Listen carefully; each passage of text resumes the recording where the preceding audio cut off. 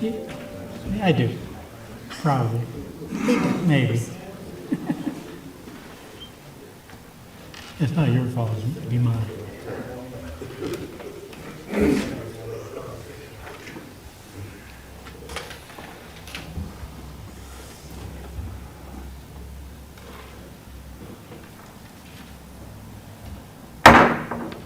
Good evening, we're going to call our meeting to order.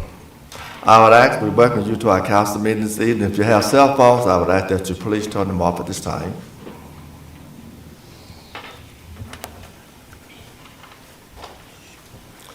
After our pledge of allegiance to the flag, we have with us this evening retired pastor and minister, the Reverend Alfred Murray, will lead us in prayer after our pledge of allegiance to the flag. And we're going to ask Council Member Ed Latham to lead us in our pledge.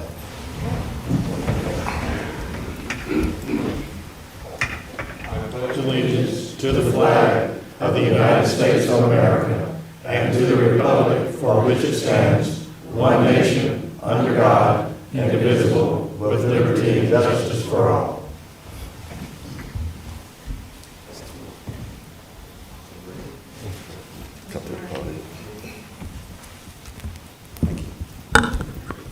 I'd just like to say good evening to everyone. Good evening.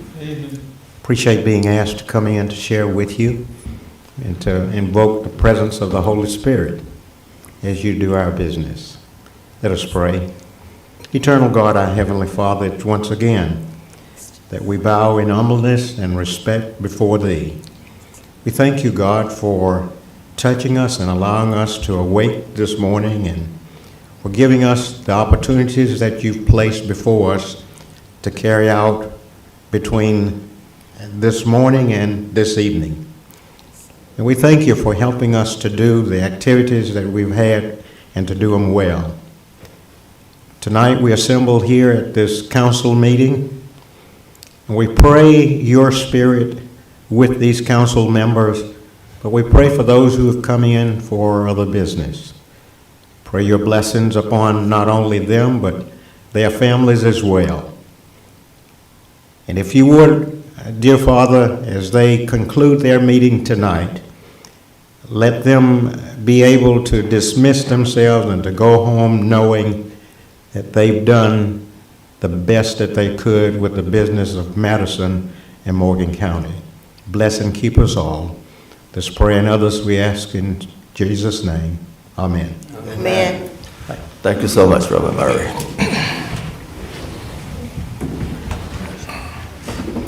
All our council members are present tonight. At this time, we have approval of our minutes of our previous meetings. We didn't get the minutes? No. Okay, thank you. Are there anything that need to be added to our agenda tonight? Consent agenda, adoption of DCA policy for RLF fund management, GDOT TAP 2 grant acceptance, and DCA CDBG construction contract bank development group. If we can get a motion to approve those items on our consent agenda. So moved, Mr. Mayor. Second. Are there any more discussion? All in favor, show of hands. Opposed, none, vote unanimously. Thank you so much. First thing on our agenda tonight is a zoning hearing. Public hearing, Michael Torina is requesting a map amendment for tax parcels, M09-007. Bryce will let you come and explain the other items on the agenda. Thank you.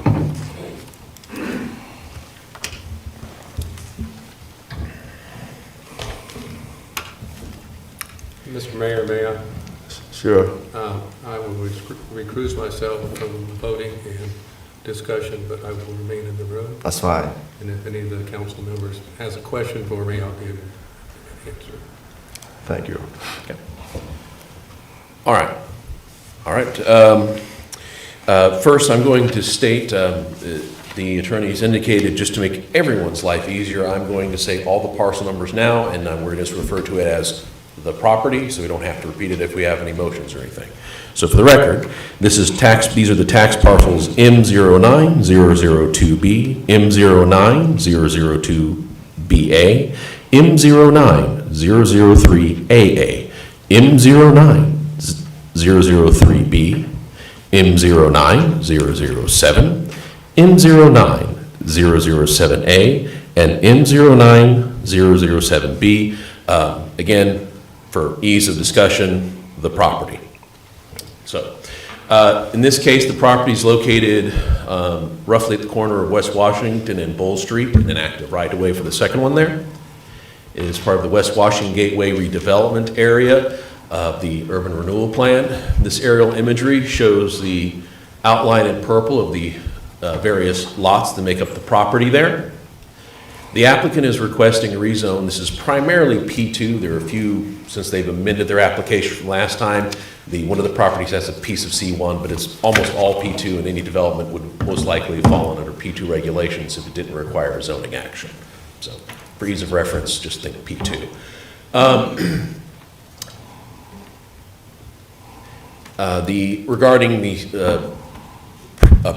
Regarding the proposal's design and elements of that nature, it has completed the conceptual review. The HB has sent all required letters for this proposal to be heard by you folks. Regardless of if this is approved, they will still need to get a certificate of appropriateness. So the final review by the HPC has not occurred, but all other elements have been completed this time that required up to this point. The Public Arts Commission should have a letter on file with them. This is another group that's indicating their support. and I'll touch base on them in a moment. The site plan here, they're going to have some green space. You'll notice the stream.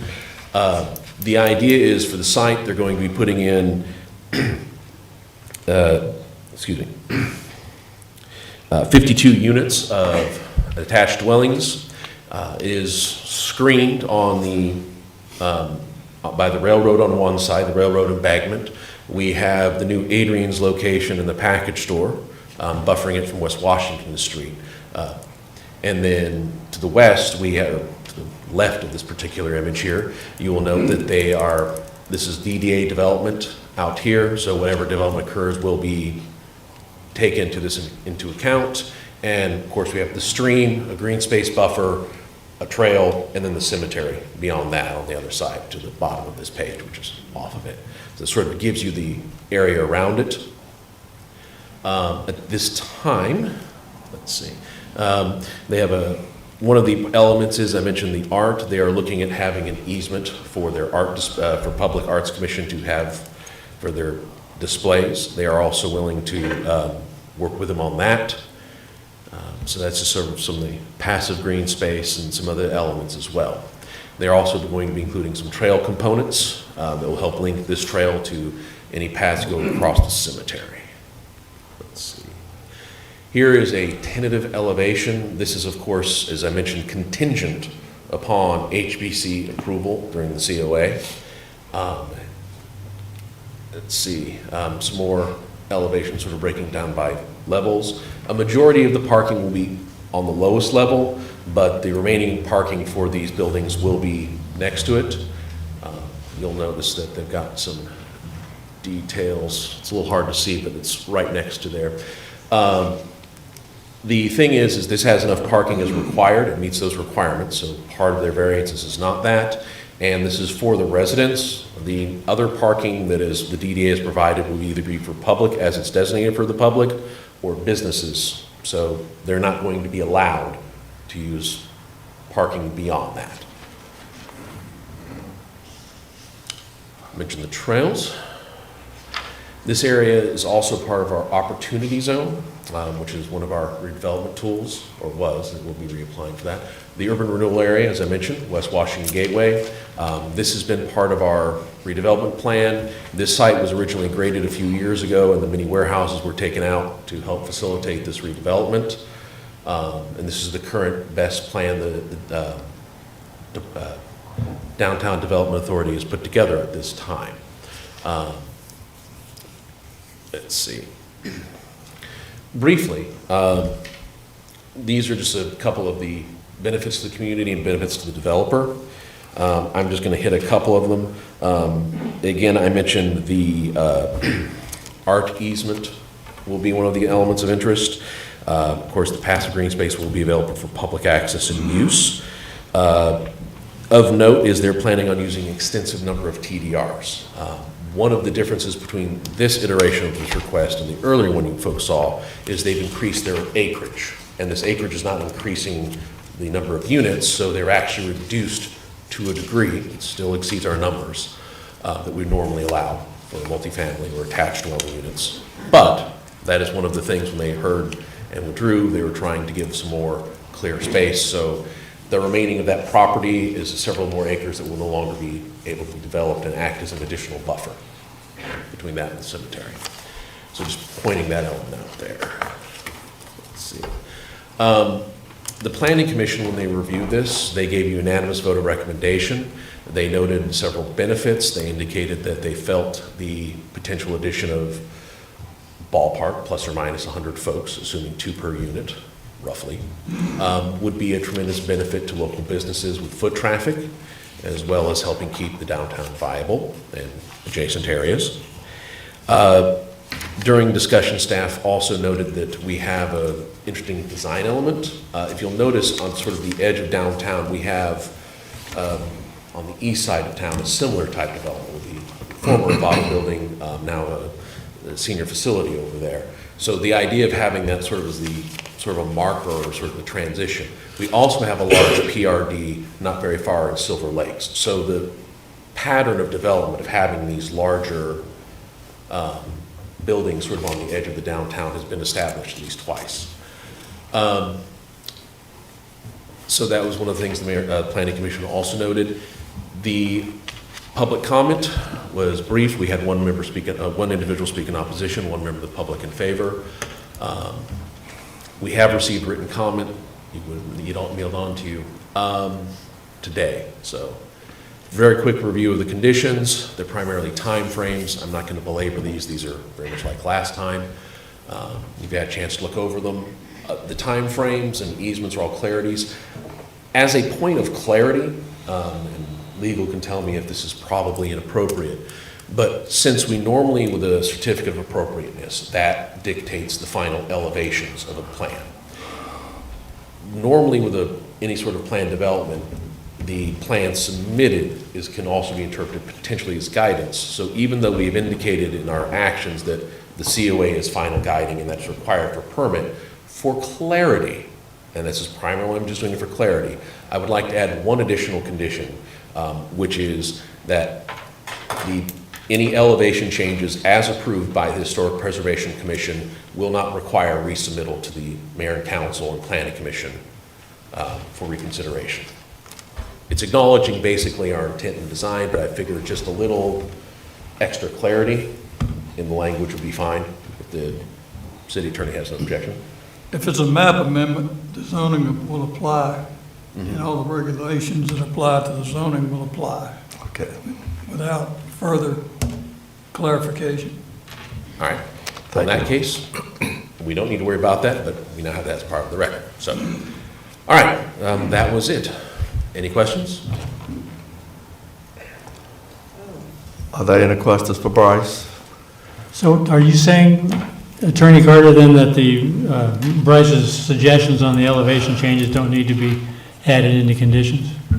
Unless they're part of the zoning Okay. ordinance, they do not. That's regulated under other areas of our subdivision regulations, our building regulations, and our other codes. Okay. Sure, go ahead. A couple of questions. I thought it was on. Okay, I'm on now. A couple of questions, if I may. On the attachments that we were given. Yes, ma'am. There is the overlay map over the satellite, and there is the larger part of green space. Keep going. Yeah, I'm getting there. I know which one you're talking about, I think. This That one? Yes, Yeah. sir. So that says, the green space, it says green space easement. All right, could you clarify what that means? Since the property will belong to the development, the easement is basically stating that the public at large may access this area. Okay. Otherwise, we'd have to, theoretically, if someone wanted to, if we didn't clarify that, they could simply state, you can't come on here, this is for residents only. But since it'll be open to the public, it's clarified in the development agreement. Okay, and so does that constitute an easement like the ones that we package together and get to be part of the trust? What is it? Yeah. I'm sorry, I'm not articulating very well. For the Green Space Commission and such, yes. And basically, those are normally, my understanding is, would be an easement that either will be recorded and will be set up so it'll be for the public and whichever agency, the city, or if the city just says it's an easement we've signed an agreement for. Okay, fine. So this would be an easement for public access that could not be repurposed down the road? Yes, ma'am. That is correct. Okay. The easement would state that. Can't, no, but to do it, they would require an amendment to the plan development and come before the Planning Commission and Mayor and Council. So, yes. Say what now? They'd have to come back before you for that change and If approval. they wanted to repurpose it? Yes, ma'am. But I'm hoping that the easement, the Yes, hope ma'am. is that they won't come back because the easement, Yeah, I'm fine. I'm good. Keep going. I just want to add for clarity, because Bryce has got you. that a little off. One is the DDA is selling the land to the proposed interested party with the condition that That land has a conservation easement on it. Okay, And that conservation easement permanently restricts all development from the property, whether or not they come back for a PUD or not, amendment. I want to be very clear about that. So it functions like our other conservation easements, and then Mr. Torino did state that the underlying land would be gifted to the city. So you will have a 3-acre property there that protects the cemetery. And that use and access easement, where the public has right to use the property for a trail or for whatever you've deemed appropriate, has to be constituted as part of the CE before the CE is transferred, just like all the Right. other CEs we do. sure. So you didn't get it quite wrong, just a little off. I don't deal with too many conservation easements. No, I appreciate that. And, right. because the other thing, in some of the language that was occurring in both the staff report and the letter, Mr. Torino's letter, referred to providing access to residents and visitors. So I would interpret visitors as visitors of the residents for the No. And structure. So I want to make sure that it's not visitors, but it's public. yes, ma'am, and that Okay, is yeah. part of the development agreement, so that is a clearer form of language than the documents you referred to. Perfect. And my other question would be, in the staff report, under the summary for the Planning Commission, it refers to attached conditions. And may I assume that what you just put up here, those 4 or the 4 or 5 in the staff report, those are okay. I just wanted to make sure that that's what it was. Thank you. Mr. That Mayor, was may I? recommended that would be included within the motion as a conditional zoning. Right. Right, thank you. Mr. Sure. Mayor, may I? Okay, can you go back again for me, Bryce, and tell me about visitors? Did you say visitors, but visitors not just of the people that live in the apartment complex? Specifically regarding the easement question, Yes, please. once the easement is set up, it will be open to the public. Public. Okay. Yes, ma'am. And it is 3 acres? It's a little under, I'd have to pull the exact measurement here, let's see. It'll be a little under that, it's gonna be more like 2.79. Part of there may be a little adjustment once they have to do the engineering, that might also shave off 0.01 or 0.02 acres. So that's one of the things we have to be a little flexible on, because water and gravity don't like what you think they're gonna do, what they're gonna do. Thank you. One question, if I could, Mr. Mayor. Am I correct in assuming, Bryce, that all the COA requirements under our zoning ordinance, short of the actual COA, have been met by this applicant to this point? Yes, sir. They've gone before the Historic Preservation Commission. They've had their initial hearing for their preliminary concepts. Conceptual review. Conceptual review. And then they met and did write a second letter per requirement, which is an additional letter, which is included in your file for mayor and council. And Indicating- planning and zoning prior to that? Yeah. So they've done all the letters, they've gotten all that, and they've met the ordinance on those points. Thank you. And if I may? Sure. To clarify on the green space, to follow up with Carrie's question, I understand that actually there's 2 parcels of green space, in a sense. So what we're looking at is one of those, and the other falls back closer to the cemetery, and it's rather boggy. Is that correct?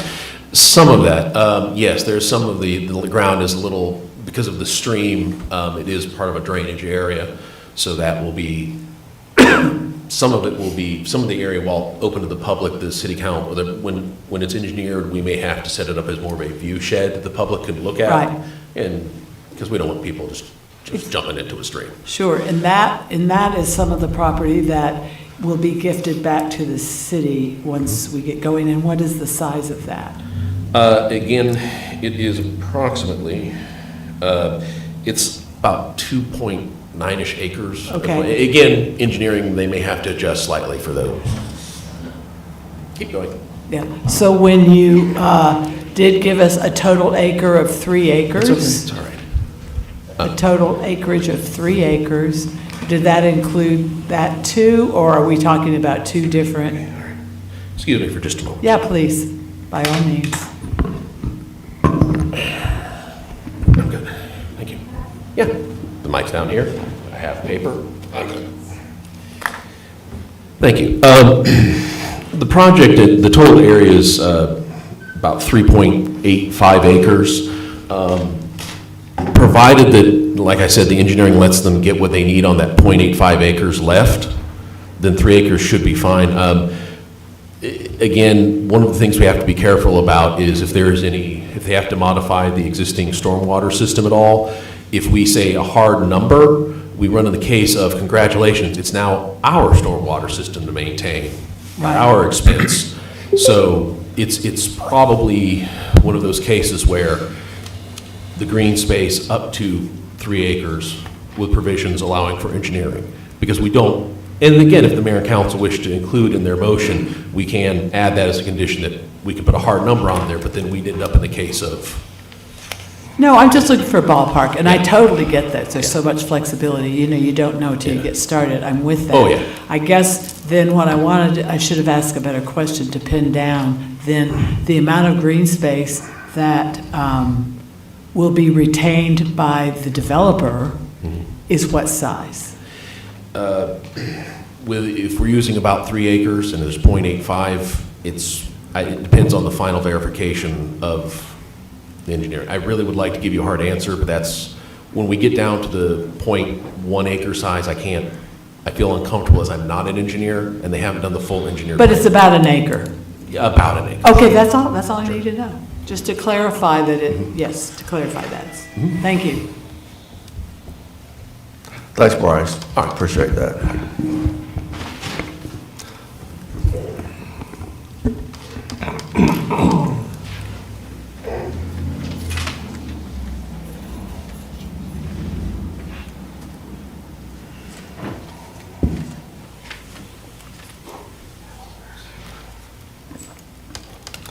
This time our public hearing is open. Those who for or against will get 50, each side will get 15 minutes. And first, those who support this zoning here and the zoning change, you may come up and tell us why you support it.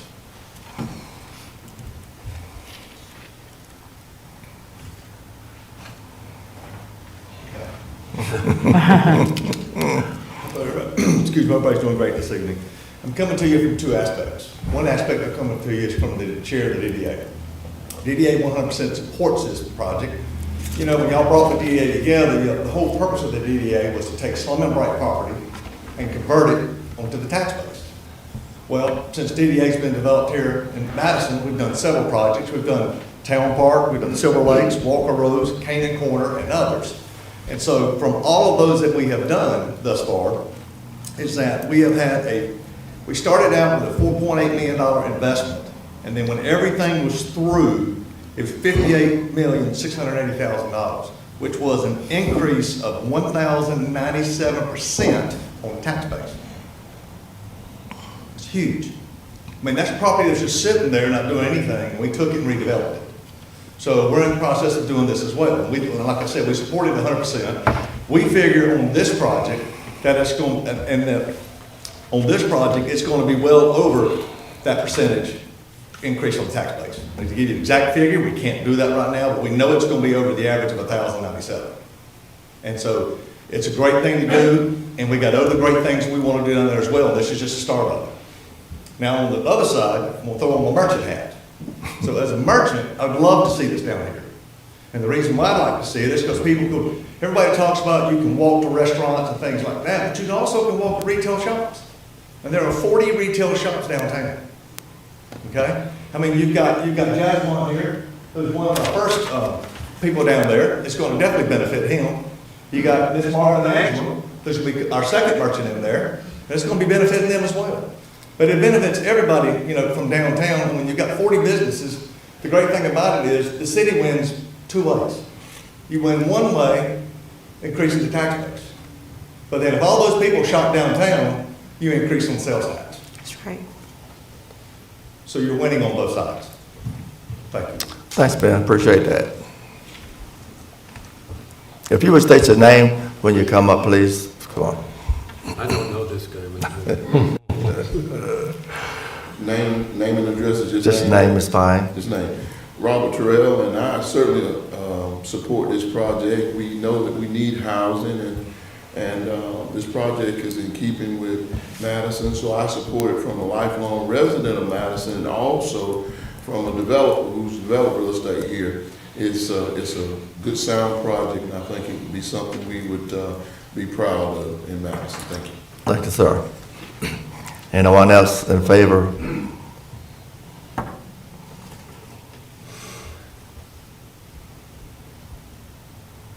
Anyone here who wants to speak against this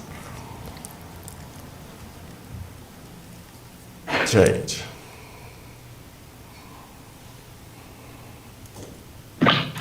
This is Elizabeth Bell. Can you hear me? Yes, we can. Hi. I don't know that I'm for it or against it. I just had a couple of questions that the development proposal brought up, and one is that when I looked at the materials in the packet that went out, it didn't seem to have it didn't seem to reflect the pretty vigorous discussion that went on at HPC about the scale and design of this project, which it seemed to me they did not find in keeping with true historic precedent. And I know that the report that accompanies this references Silver Lakes, and I forget what other project they referenced, but those are new additions to downtown that were done under the auspices of DDA, and so that's kind of classic bootstrapping. I mean, HPC really looked at historic precedent to look at the scale, and there's not ever been anything of this kind of scale or cotton mill looking design in Madison. And so just looking at Silver Lakes just seems like kind of a bootstrap way to get something of this scale in, and that's not healthy for the historic district. Which really brings us to, what is the purpose of DDA? I can't find a mission statement, scope of authority, anything written, and I have looked, but I can't find it on the city's website. And I just wondered if somebody could direct me to that, because, you know, I look at this project and these were distressed properties that were raised where this property is potentially to go up now, and I can't find, I mean, what did DDA pay for it? And if they flip it to a commercial market rate enterprise, I mean, how much are they going to make? And is the only purpose just to flip to market rate retailers? Is there no thought of how this truly benefits the merchant class?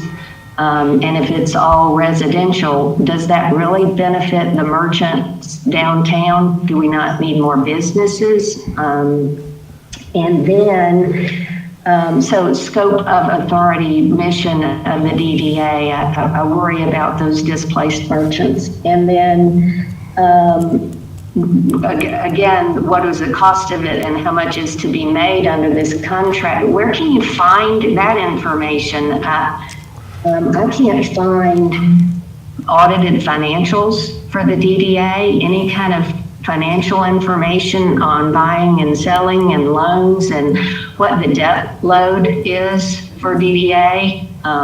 Is any of this going to be used to pay down whatever the outstanding debt may be?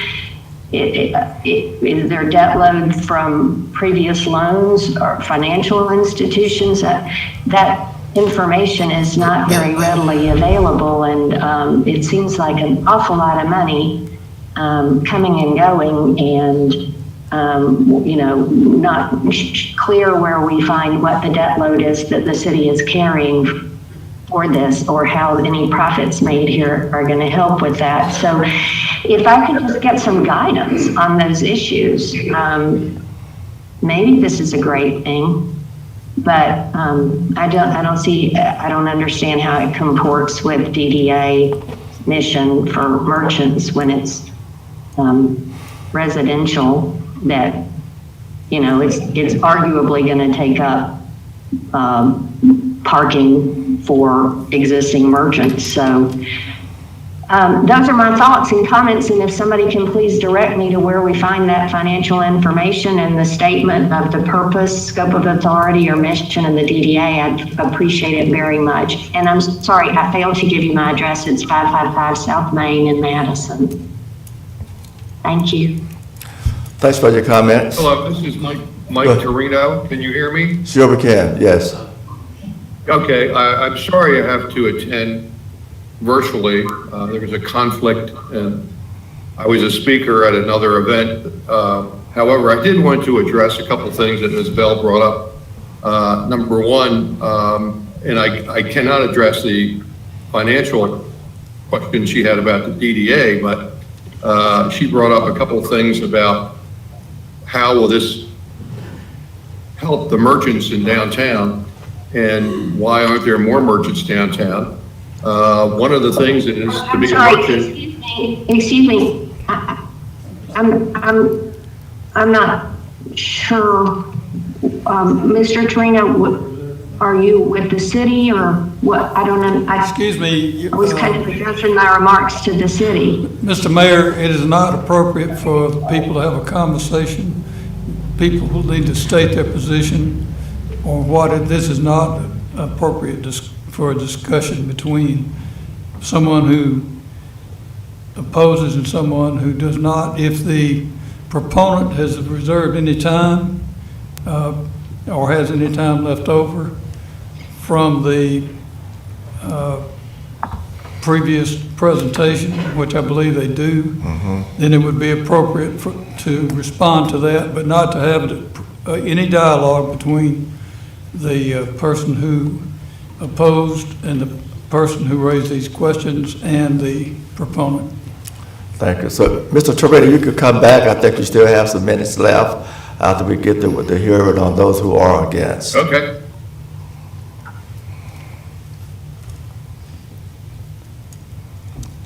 Is there anyone else who would like to speak against this change?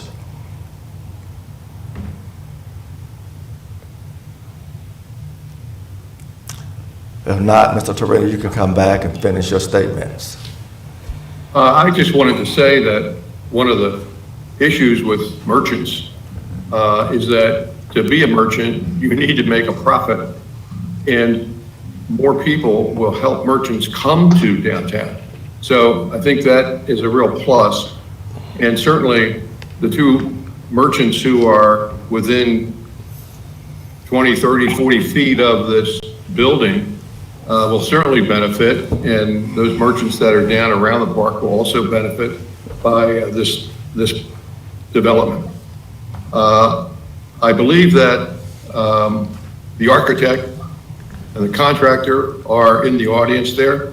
So if anyone has any questions specifically about the building was looked at as a historical building to replicate. The HPC wanted a building that replicated more of a historical warehouse than a cotton mill. So we changed the design to meet their suggestions, and there's a little bit more to do, but generally speaking, they wanted more of a warehouse look than a cotton mill. And I think that has generally been attained. But the architect is in the room, should you have any questions of him.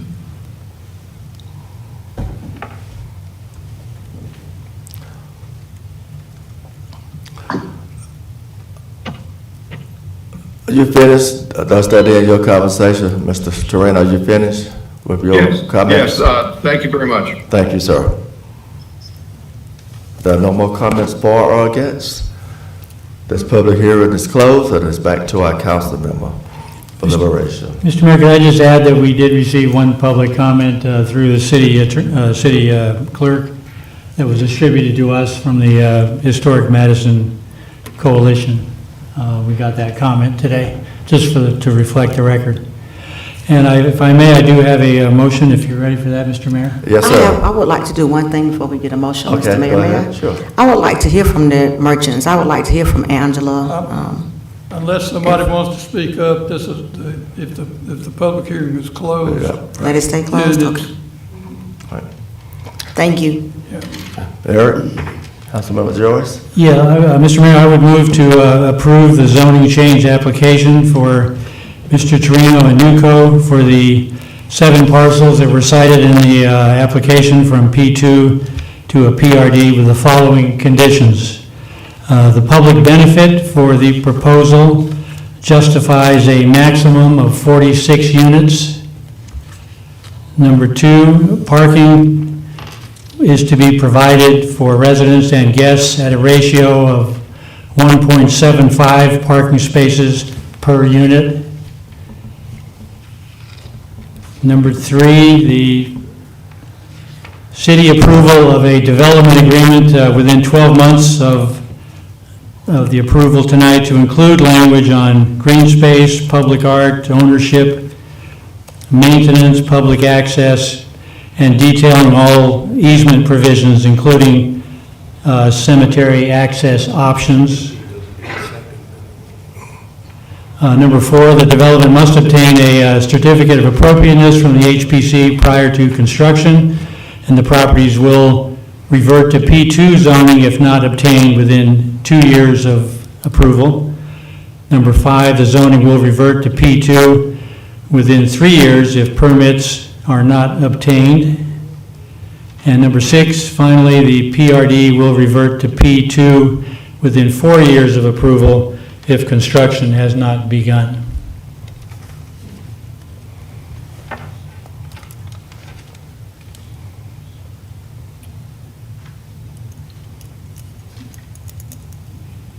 I second that.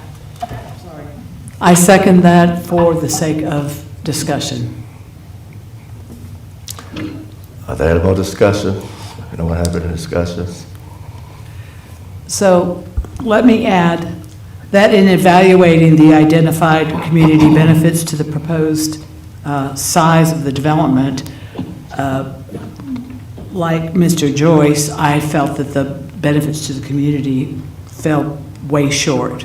Based on that, and in keeping with the character of Madison, I feel like 44 units for a single structure is much more in line with recent development projects. In fact, in the staff report, there's references, it references Madison having a development pattern of large-scale development.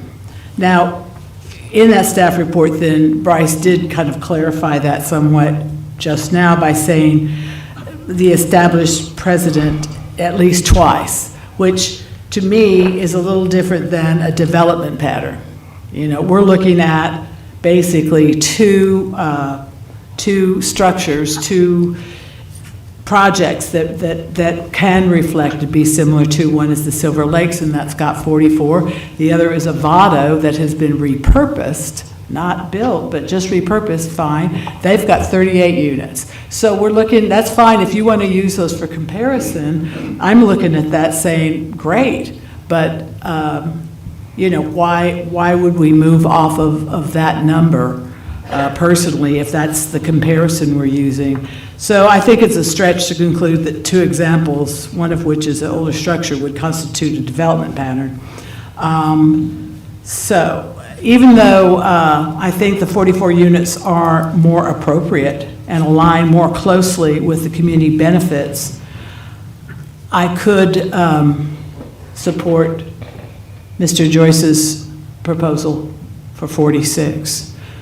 But let me just say that my rationale for this is this. Preserving the character of Madison should be a priority for us, and aiming for a cap of around 44 units for single structure projects would help, would address the importance of scale and the importance of equivalent community benefits.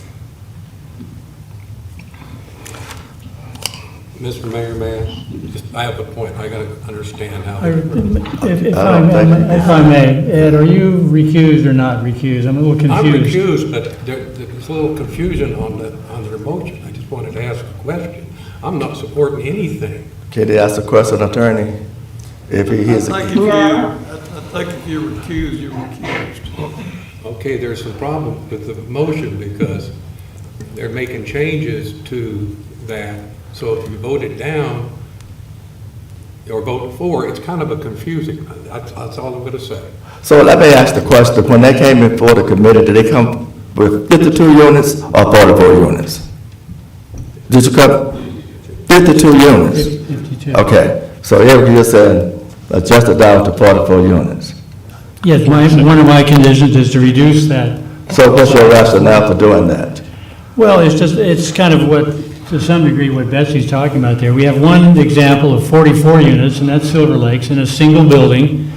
All of our zoning has wording in it like 32, I believe, is what the zoning says for a single building maximum. We're well beyond that. This is a PRD, a planned residential district, so we can be as specific as we want for this 7 parcel district, if you will. But if you look at what our current zoning is, we have a requirement that aggregate housing like this be broken up into individual buildings. The exception to that was Silver Lakes, but the other ones we've approved have been separate buildings with, I think there's a zoning maximum for the number of units per building. 32 is the total. We're way beyond that now. And I think with the benefits for the city, some of which have been talked about tonight, I think we get past a point of 44, 46, I think, where the benefits are kind of outweighed by the downside, which I appreciate Ben's comments on the money part of it, and it makes abundant sense to make this as big as it can be. But what isn't included in those comments was the character of Madison, and that can't be really monetized, and it really can't be specifically put in terms of dollars. Is this too big? Are the impacts of increased density and traffic and all that kind of stuff, is it worth it? And my conclusion is that 46 units is as large as I want to go for this project in that location. When it came before the planning commission, they bought 52 units before the planning commission. They voted unanimously for 52 units. Was there anybody at the planning commission to vote against those 52 units? No, I think it was unanimous in favor. Okay. Mr. Mayor, that was going to be my question, and I'm not sure if it's to you or to Mr. Carter, but is it appropriate to not vote on what's before us, but to make changes prior to doing that? I don't know. I've never had that happen. I've never had anybody change what's in front of us in an effort to get it. You can make a condition, you can pass conditional zoning. I mean, you can make, there's already five or six conditions on here already. And what, like Mr. Councilman Joyce has proposed to add another condition to the zoning. And just like the parking, Rick, I think we've got, the zoning does say a guideline of 1.5 per unit. I think for that location and for the close proximity of the two businesses that are represented here tonight, I don't think that's sufficient myself. So this is a specific to this proposal zoning. A district all in its own, you can make as many conditions, and you can, I think when we did Foster Park, I believe Carrie put a requirement for a certain number of trees and that kind of thing. We can specify the width of sidewalks, the number of trees, anything you want in a planned development. Sure, go ahead. Mr. Mayor, and again, it may be too legal, but if this motion and second were to be turned down, what happens with the application? Is it? They would not be able to bring it back, or I'll have to look at the zoning. But if it is denied, they're not going to be able to bring it back. Wow. So. Okay, so, go ahead. Mr. Mayor, may I? Sure. And you don't have to vote on it tonight if you don't want to. You can Well, vote on it later. But my concern is this: if they came before the planning commission with 52 units, there was nobody there opposed against it. I just don't think it would be right for this council to change that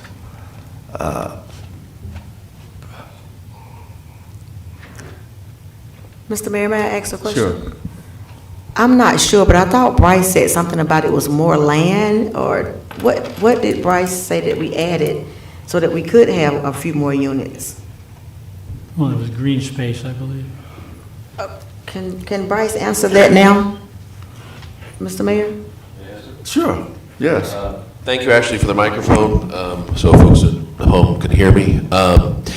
Real quick, they increased their acreage. It was originally 2.75, I believe. So they added more property going towards the stream and a little bit to the west. That's one difference. And if I may point out one other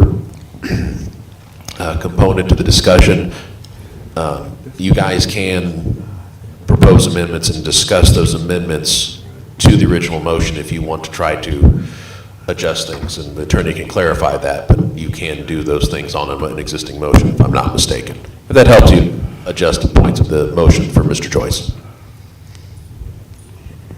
And may I Sure. clarify on that step? So the extra green space was added in order to, so it's basic, and that's fine. I mean, this is what folks do, but it's sort of artifice, meaning it came in so they'd have enough space to get the size they want, and they're going to turn around and gift it to the city. So they're only including that space long enough to get the size and the footprint and the density that they want, and then that goes away. So that piece is not going to always have that size of property. So I mean, if it's splitting hairs or it's whatever, but the idea is that came in order to get, so I mean, it gets donated back to the city, which I think is great. And I also just, if you don't mind, I'm happy for this to happen.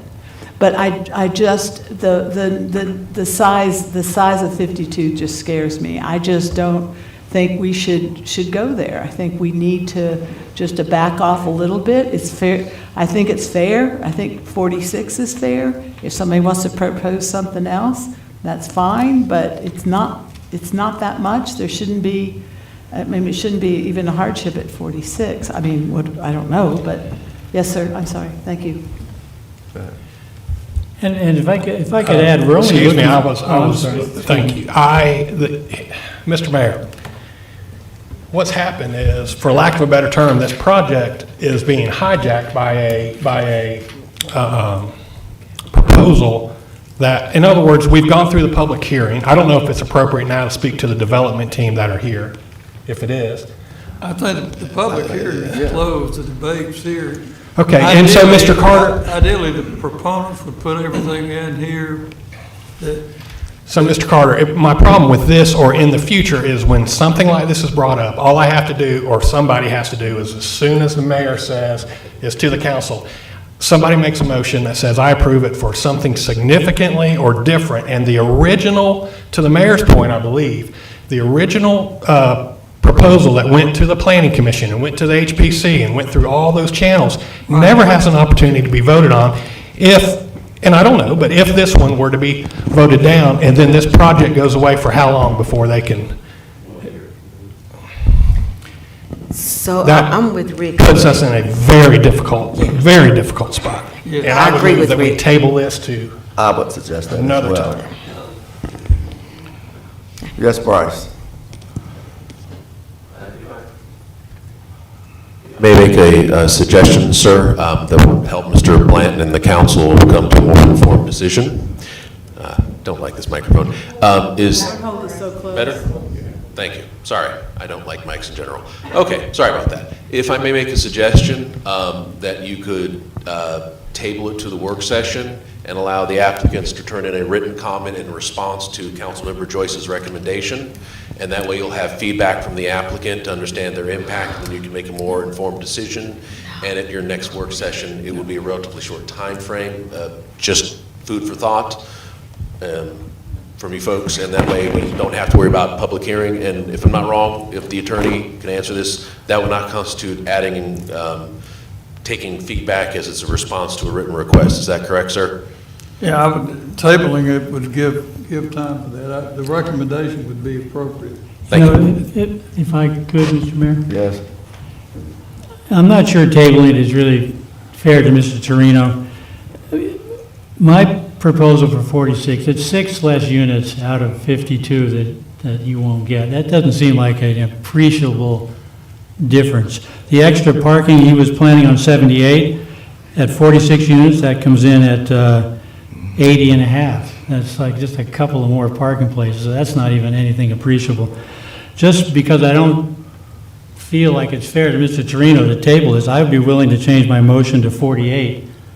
I don't know if anyone else wants to go that way or not, but it sounds like your objections are as much procedural as they are in terms of numbers. The way I look at it, this is a planned residential district.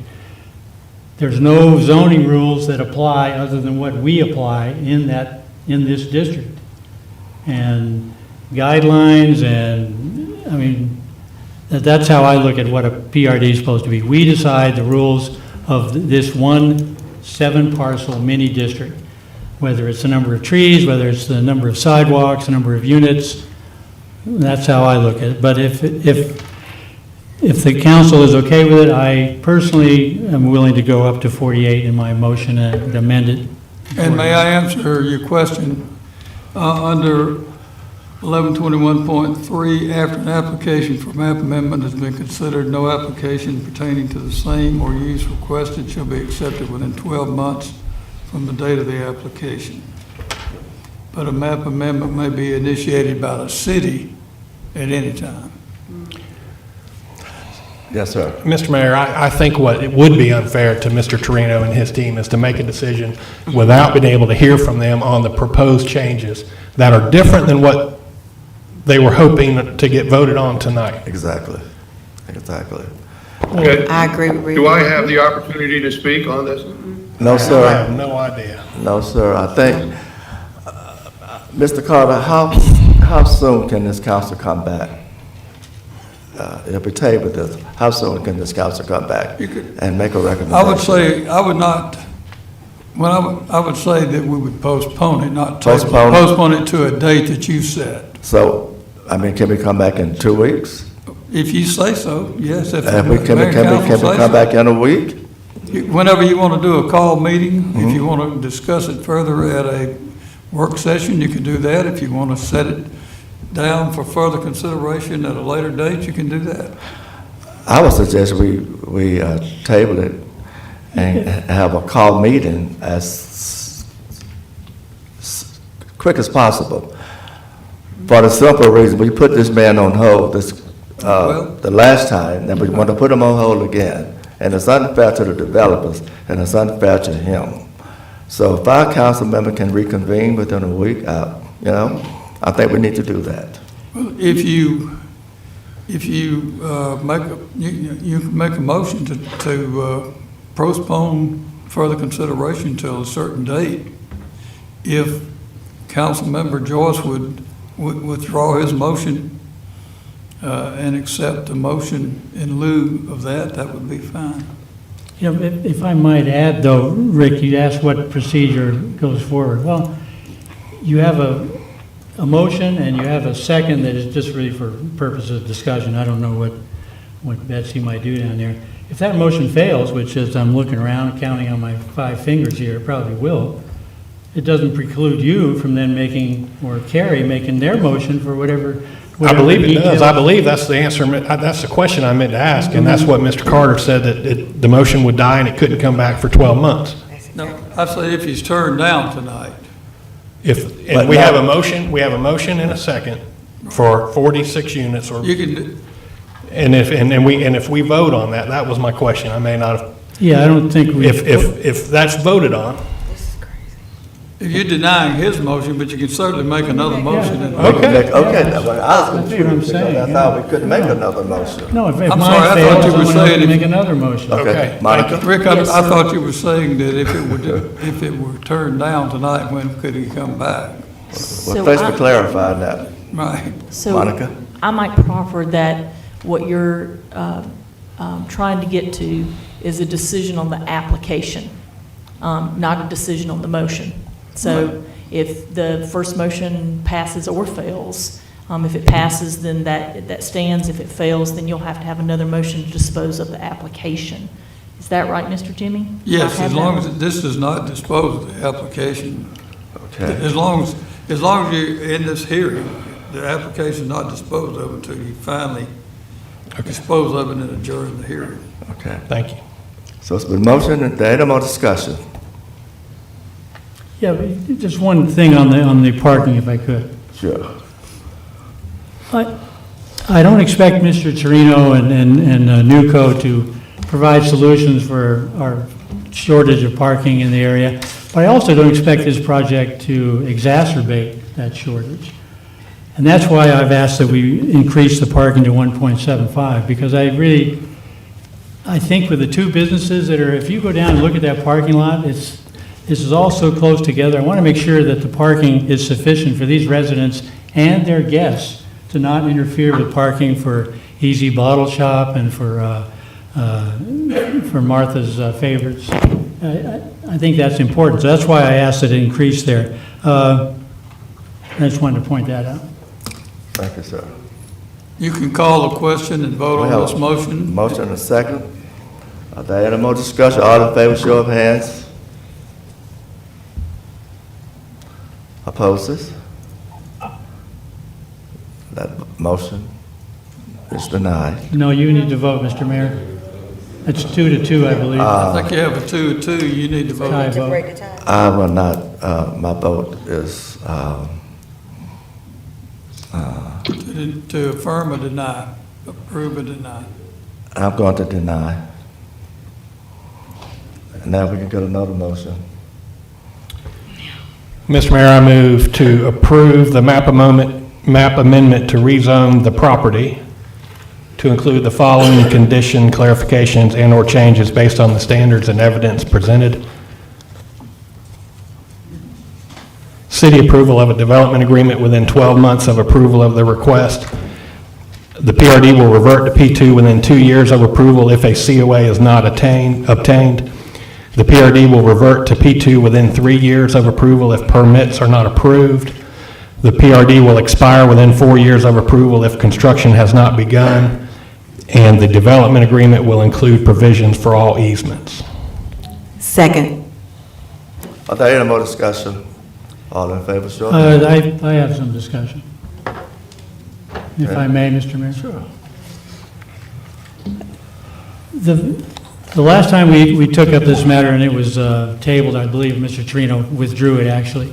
I had kind of 3 general objections to this proposal that we're about to vote on, and that was in the parking issues, the number of units and the size of the whole project, and connectivity. I didn't feel like there was enough protections for our planned connection of roads into the cemetery. I've since kind of realized that that last one is more the responsibility of the city and not so much this developer. So that didn't bother me. What we have here is really the same proposal. It's the same number of units. There's no real changes to make me change my vote to what it was last time, really. The parking, I don't believe, is sufficient, and I think it's just too large of a scale and too far of a stretch from what our zoning is. And as I said before, and I still believe this, I would like to play a role in helping this part of Madison develop. I think it's important with the work the DDA is doing. I thought the compromise that I came up with kind of met my obligations to the city and to our voters, and my obligations to help the Gateway develop.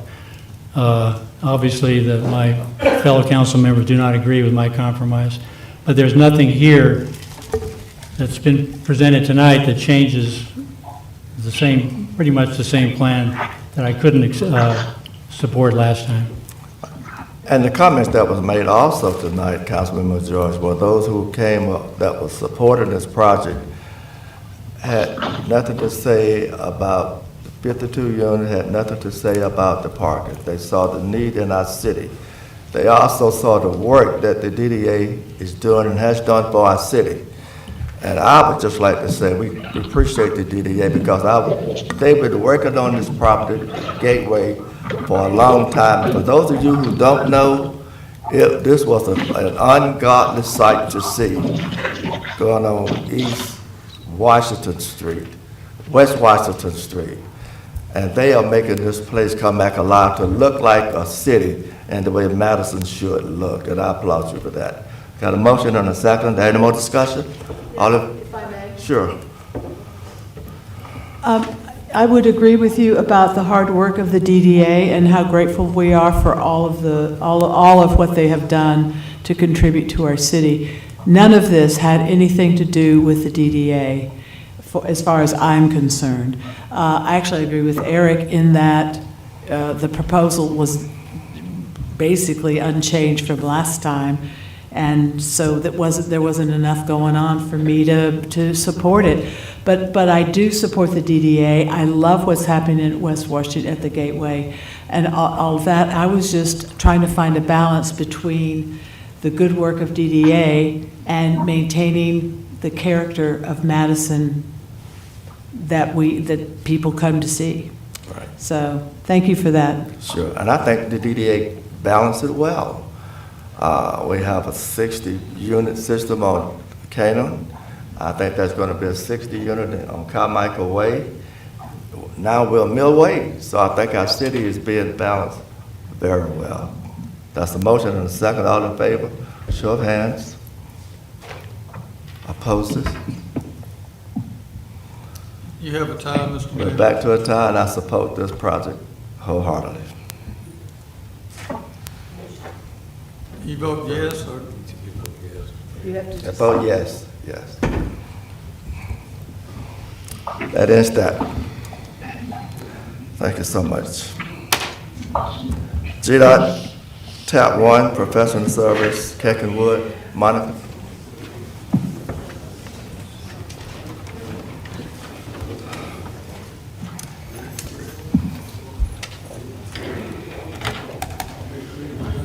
I lost the video. Is this, What? Yeah. Yeah. I'm sorry, I was having a sidebar and I didn't hear what you said, Mr. Mayor. Remind me which item we're doing. Kicking wood. The Keckenwood contract. We Tap with, 1. Before you get into that, how is the TAP 1 different than the TAP 2 that we had on the consent agenda? Is it just a different generation? I'll be happy to share that with you. Just FYI, since we have a moment while everybody's clearing out, I just want to be clear.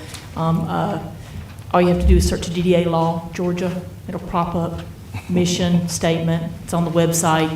And if you have any constituents that have questions or concerns, they can certainly let me know, and I will send an email that gives all the information. The other thing I might offer is that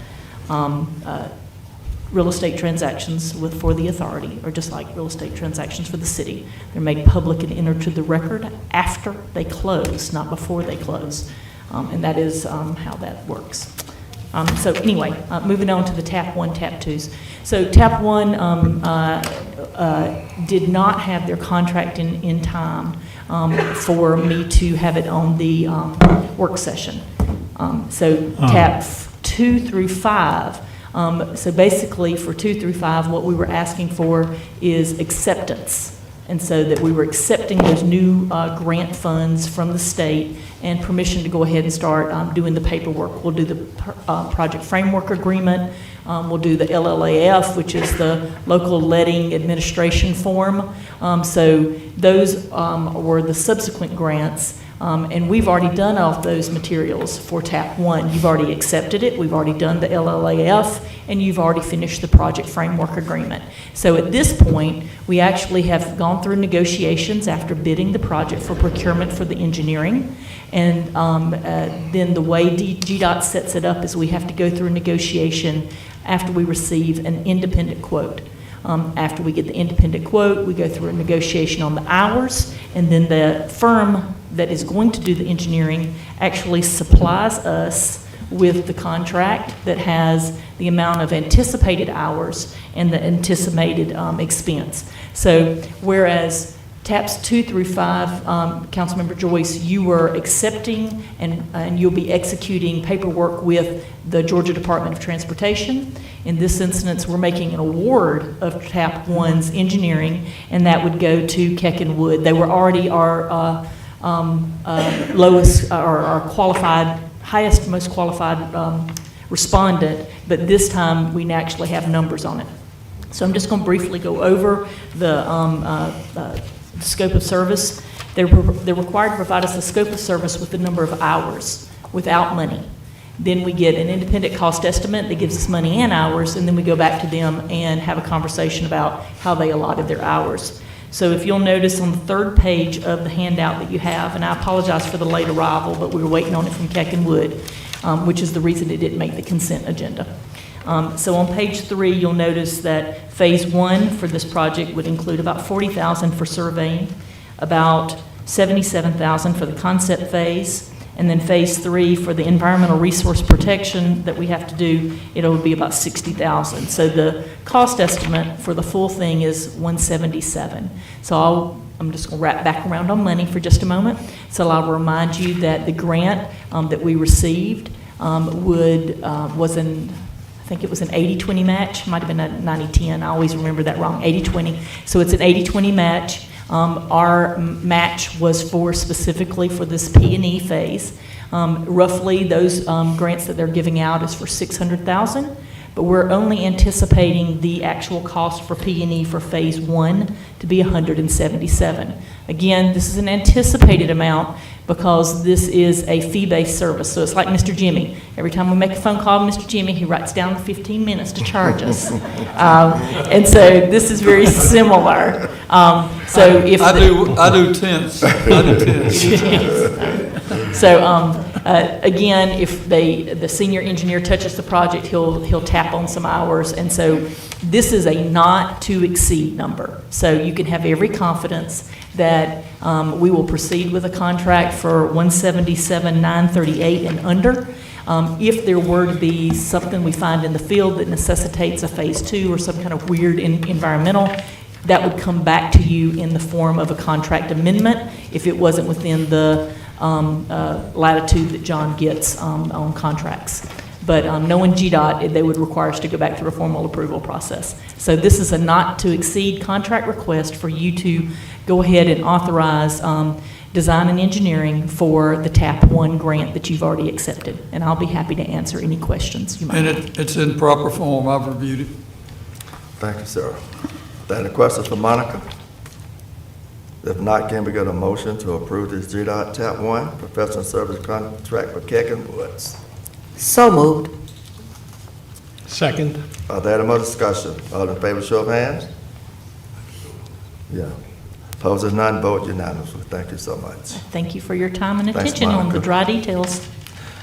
Need a motion to And thank you. postpone the alcohol violations hearing. Yeah.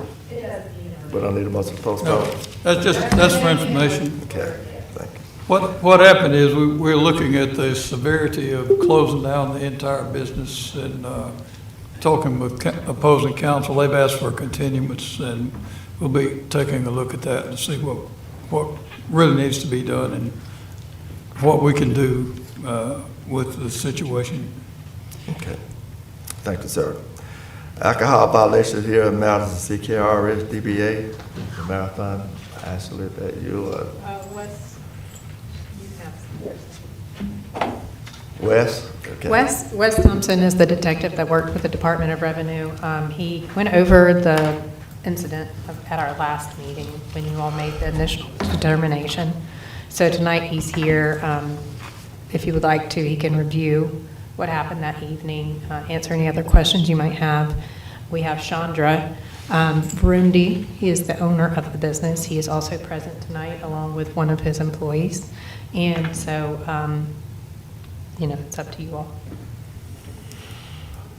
I have the owner came back to you and said anything to you, Wes, about maybe if they should pay or not pay, or what, I mean, what's the, No, and actually, the clerk for the marathon failed to show for their court appearance, so there's also an outstanding debt warrant. That's settled. That's been taken care of today. Oh, okay, today. But no, I haven't spoken with anybody at the store about anything, with any of them, any of the stores. I know, just to review, for the marathon, the clerk did ask the CI for if they had their ID. The CI, she just said, no, I don't have it, and he proceeded with the sale. Never asked age or date of birth. okay. So are the owners here tonight for decision? Actually, do they want to hear it on this? Do they know? Yes, sir. See, and I think that was a little bit of confusion. With incidents like this, they get fines from several different people. So I think there was a little bit of confusion when they came in after they got the letter about which fines were paid to who. And so, The license holder gets a fine from the Department of Revenue, and then we also cite the clerk that does the sale through municipal court. Right. As a city ordinance violation, just to the clerk for the actual sale. And they just pay a fine, I think it's $262, I believe is what it is, for the clerk. Then the city, y'all. we have a voted- $500 fine. Yeah, y'all voted for the $500 fine and a 7-day suspension for their first offense within 3 years, and this was their first offense. Okay, And that's per the ordinance, correct? right. Well, Thank you. Yeah. So they knows that, the owners knows That's correct. that, right? Okay. Did the owners want to speak? Did they want to speak? Would you like to come up?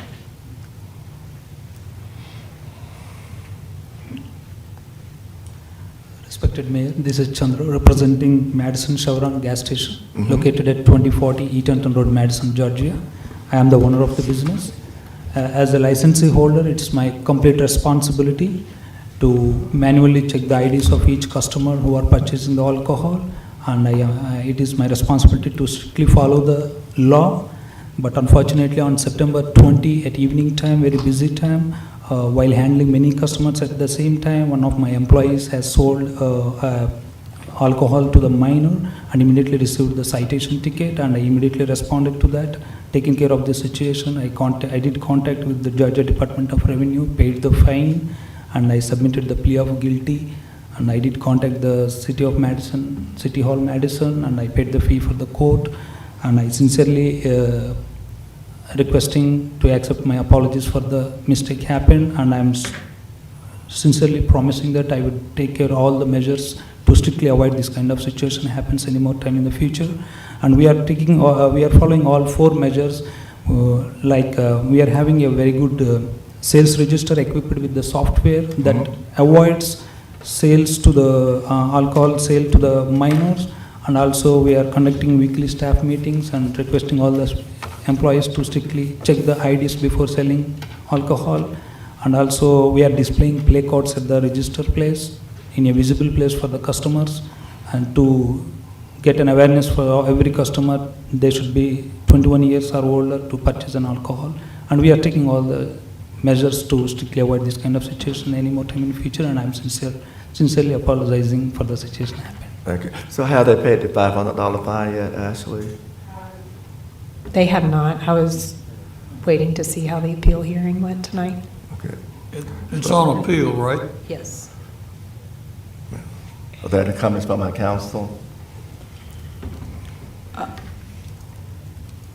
If I may, I think I'm curious, what is your appeal? What, if you're here to appeal, the It seems like to me he wants to pay the fine, I guess. Are you here to appeal your fine, or are you here to pay your fine, or? I'll pay the fine. He's here to pay his fine. So, and then this, it's a 7 days? When he came into City Hall, after he received his letter, the letter states that you can appeal the hearing, appeal the initial decision, and so that's what they're here to do today, to listen, or to ask, be here for you all to ask questions, sorry, And then it'll be up to you all whether or not you want to uphold that initial decision to suspend the sale for 7 days and a $500 fine. And I believe that suspension is 7 consecutive days. But what has happened in the past has differed a little bit. And I don't know that. Well, I guess it's up to the council if he's going to pay his fine, if this is his first offense. Do we want to let him just pay the $500 fine? Or do we want to have him to suspend from selling alcohol for seven days and pay the fine? Yes, sir. Mr. Mayor, these are always tough, and I appreciate Mr. Chandra coming forward and sharing that. I think those are the right steps to take. And I've struggled with this being on the council for as long as I have, because the ordinance states what we need to do. They're not denying that, I mean, there's no denial that it took place, right? And again, I'm grateful. But when we hold people accountable for it in the past, and then if we didn't here, now I do know the one exception that we made was with a liquor store who we allowed to split up the 7 days into 2 different periods. And I guess that's sort of what we're going to be talking about moving forward with. Is it different for a liquor store who only primarily sells alcohol compared to a convenience store that has sales of food and gas and snacks and whatever, along with alcohol? So I just have a hard time, as much as I can sympathize with him, and I'm grateful that he's here to tell us he's going to do his very best not to let it happen again, but I think we should abide by the ordinance. Okay. Mr. Mayor, is that not the guidance from our city attorney, that we don't really have discretion in terms of what the penalties are? I think that's what you told us before, I believe. Certainly in the case of a convenience store like this, where it's not putting them out of business, it's putting them out of business to sell one product. I don't see any grounds for treating anybody differently from the way others have been treated on that. So you're saying follow the guidelines? So we can get them. Mr. Mayor, may I? Sure. Okay, so when we did have them to separate the days, was that a convenience store or was that a liquor store? And why did we, I don't remember, Ashley. Do you remember? The liquor store violation when the city of Madison discovered underage sales. And so they were suspended. They had to pay, I think you all actually increased the fine. And then they had suspensions over 7 days, but it was split like 3-4 over 2 weekends, I believe. Because it shut, if you suspended sales at the liquor store, it would have shut down business, and it shut down business entirely, because I think, like Rick was saying, they don't do gas and snacks and drinks and sold liquor. They just only sold. And in past, when other convenience stores have been suspended, there's signs that are put on the door. It typically is the 7 days, and the alcohol is locked. We don't require that they remove it all from the premise. Right. All of the doors are locked that contain alcohol. They post a sign and cover up the alcohol. But that's where I share the same confusion that Rick just talked about here, at least the split in our thinking, because we have, I think the ordinance talks about consecutive days of closing, and we have split it up to apply it to only weekends. So, I mean, that's discretion, but yet now, I'm confused. I'll be glad to read the ordinance, that section of the ordinance.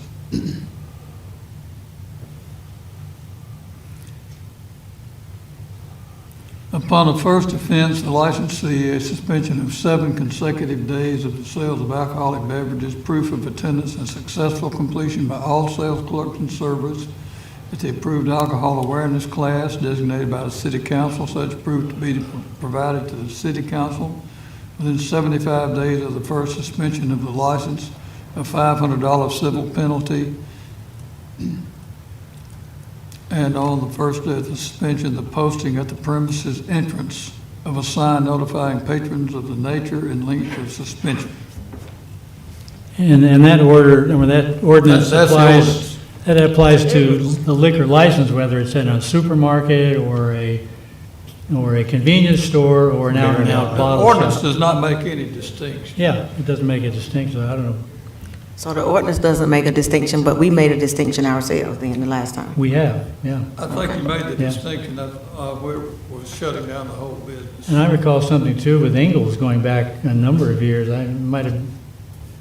No, that was just, those were just quite a few hearings with Ingalls, but I think you all ended up maintaining the 7-day suspension Oh, yeah. with Ingalls.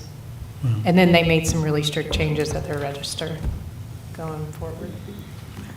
Yeah, we don't need to do double standards. Well, let's back to this council for a moment to stick with the city's regulations or give him an option to split the days up, you know?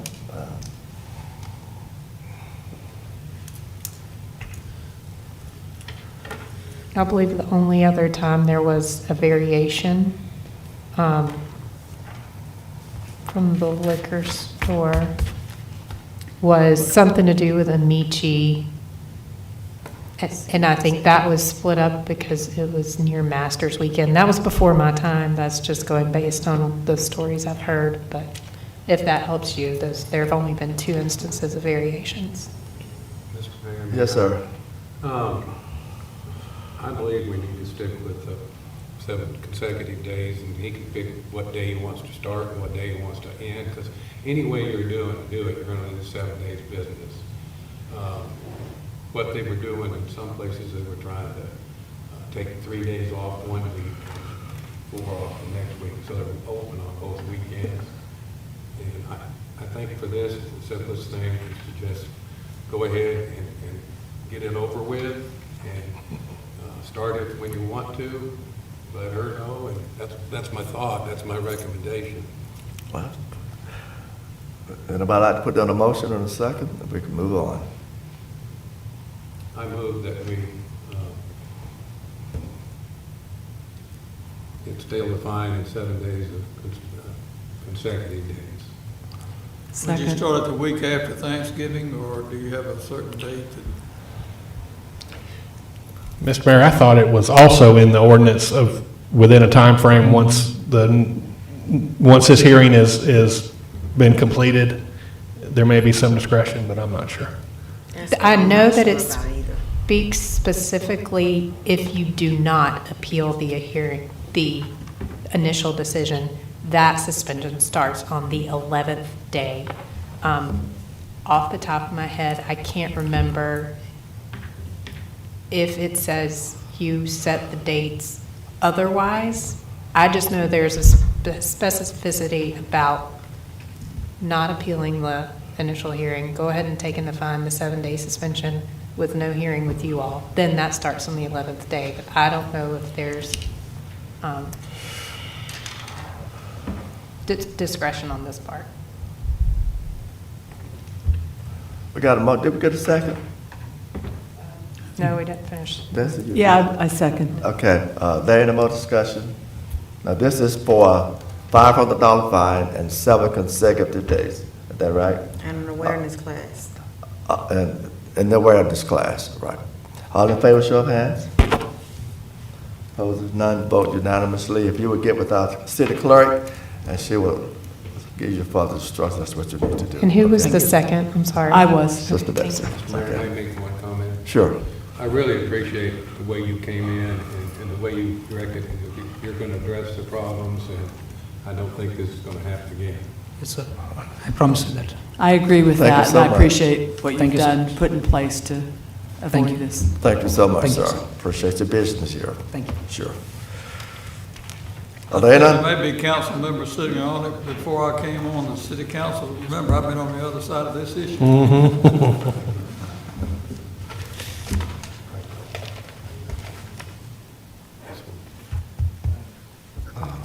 I don't. Postpone that. there's something else that we gotta discuss. Okay. Yeah. I thought it was just, okay. Are there any unfinished business we need to talk about? Did everybody get a chance to log on today to GMA classes? No, Oh, my gosh. we tried. but we're This not. is reset for everyone, right? Yeah, but I guess maybe tomorrow, huh? Maybe. Yeah. New business? Are there any comments from the public? Is there anybody on from the public?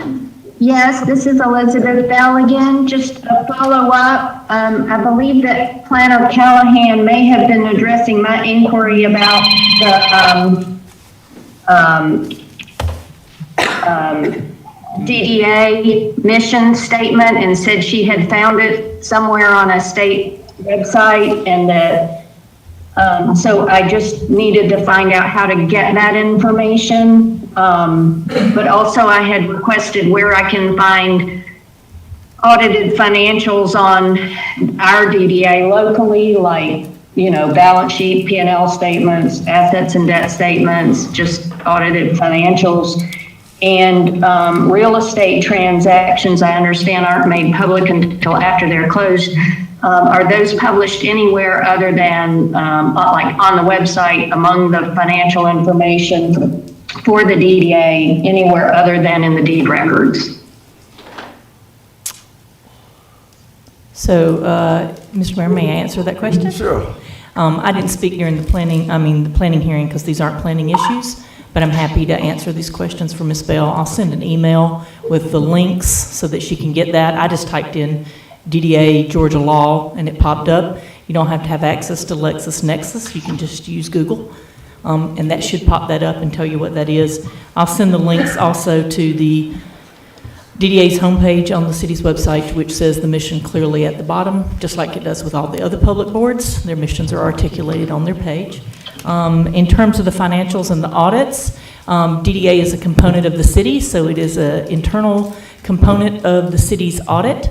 You can find that inside the city's audit, and Karen, make sure that there's at least 5 years worth of audits on the city's website, so you should be able to access all the financial information on the audit.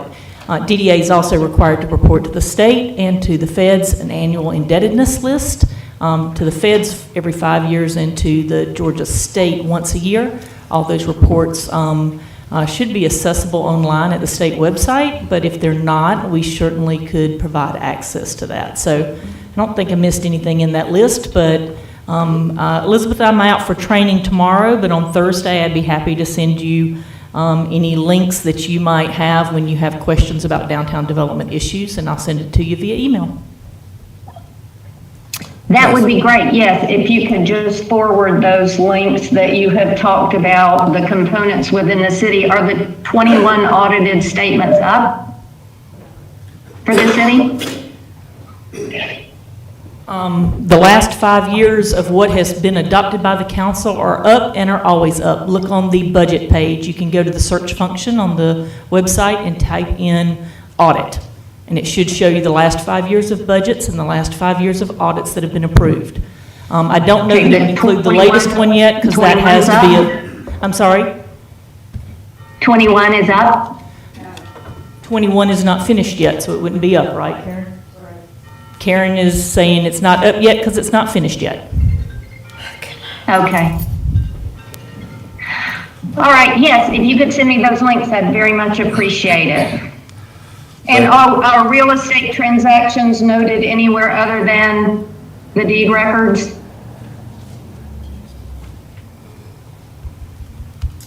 I'm not sure about that, what you mean by deep records, Elizabeth. Can you give me information on that? Well, the county clerk deed records would reflect the real estate transactions, but does DDA post those real estate transactions anywhere separately after they're closed? We don't post anything because the county takes care of that and posts it on their the website. QPublic, a website, is the public website that takes care of all transactions, and so they're posted there. It's also the Superior Court Clerk's Authority has the deed records that you can access online, Superior Court Clerk's Authority. Right. Thank you. Thank you both. I just wondered if DDA posted them up on the city's website anywhere. No, Just ma'am, I don't a think we question. make a list of them anywhere that I can think of. But all that's Sorry? information is public. If you know, want to turn in a request, it wouldn't take long to run down that list. I did a cost-benefit list for the chair today to show the difference in the public tax base before and after each of the developments they worked on. So we could put together a list. But most Okay. people just use QPublic for general public information like that, so. Okay. I just didn't know if they were posted anywhere separately. I appreciate it. No, we'd have to compose a list like that, I'm sorry. That's all right. It's all Okay, right. Just need to know where they are and where they're not. Are there any more All right, comments? yeah, I'd love to get those links when you, don't want to interfere with training, so just when you have a minute, when you get back, that'd be great. Thank you. Are there any more public Thank you comments? so much. Are there any more comments from the public?